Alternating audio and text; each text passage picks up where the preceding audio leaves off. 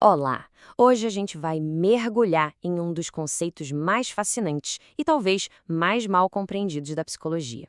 E para isso, vamos direto na fonte, o livro Complexo, Arquétipo e Símbolo, de Jolande Jacobi, que tem um prefácio do próprio C.G. Jung.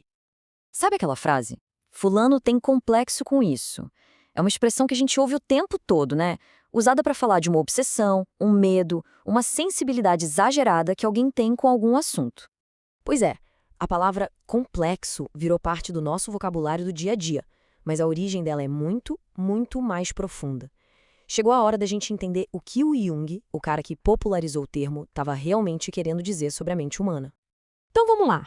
Primeiro, direto ao ponto. O que é exatamente um complexo do ponto de vista da psicologia junguiana? Olha que interessante, para Jung, esse era o verdadeiro caminho real para o inconsciente, não os sonhos como Freud pensava. Ele percebeu que eram esses nós de energia emocional que revelavam os segredos mais profundos da nossa psique.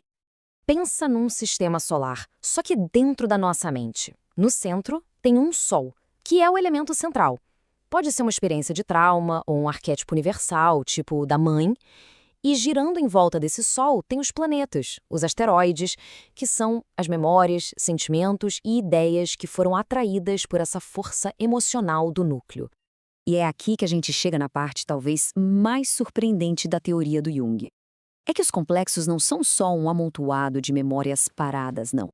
Eles parecem ter vida própria. É isso mesmo que você ouviu.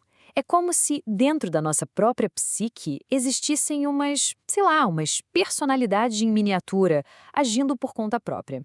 Elas têm seus próprios impulsos, suas próprias intenções e muitas vezes entram em conflito direto com o que a nossa parte consciente quer fazer. Olha só essa citação do próprio Jung, direto do prefácio do livro. Ele não estava para brincadeira.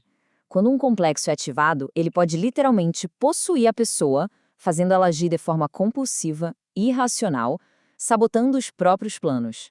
Essa imagem aqui, por exemplo, mostra como a humanidade sempre sentiu a presença dessas forças internas. Essa ideia de ser possuído por algo de dentro não é nova. O que o Jung fez foi dar um nome e um enquadramento psicológico para esse fenômeno. Certo, mas de onde vêm essas coisas? Elas não brotam do nada. E o Jung identificou duas fontes principais para elas. Então, o ponto central aqui é o seguinte: alguns complexos são só nossos, nascidos das nossas experiências de vida. Mas outros vêm de um lugar muito mais profundo, muito mais antigo, o inconsciente coletivo. É como se fosse um reservatório de imagens e padrões que a gente herda simplesmente por ser humano. E essa diferença entre o que é pessoal e o que é coletivo foi exatamente o ponto central da famosa briga teórica entre o Jung e o mentor dele, o Sigmund Freud. Vamos ver como essa divisão aparece na ideia de complexo. Para o Freud, um complexo era basicamente um sintoma, algo doentio que precisava ser curado, eliminado, e quase sempre vinha de um trauma de infância.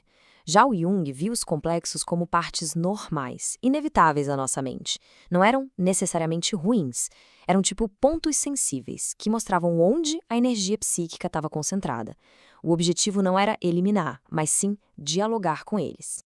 Isso tudo nos leva para a grande questão final, e talvez a contribuição mais revolucionária do Jung sobre o assunto. Se os complexos não são só problemas, então o que eles são? E aqui está a grande virada de chave. Em vez de enxergar o complexo como um buraco negro que suga a nossa energia, Jung o via como uma usina de força. Uma usina talvez instável, meio perigosa, mas cheia de potencial. Um complexo tem duas caras, como uma moeda. Por um lado, pode ser a fonte das nossas maiores dificuldades, nos prendendo em padrões que se repetem. Mas, por outro lado, toda aquela carga emocional que está ali guardada, se for compreendida e integrada, pode virar o combustível para a criatividade, para a paixão, para o nosso desenvolvimento. É veneno e remédio ao mesmo tempo. Então, no final das contas, a meta na visão junguiana não é se livrar dos complexos, até porque isso seria impossível. A ideia é confrontar, é entender a mensagem que eles trazem e fazer as pazes com essa parte da gente. É sobre assimilar a energia deles, em vez de ser dominado por ela. E vamos fechar com essa reflexão. E se os nossos pontos mais sensíveis, nossas áreas de maior conflito e dor, não forem só as nossas fraquezas? E se eles forem, na verdade, um mapa? Um mapa que aponta exatamente para onde o nosso maior potencial de crescimento e de transformação está escondido.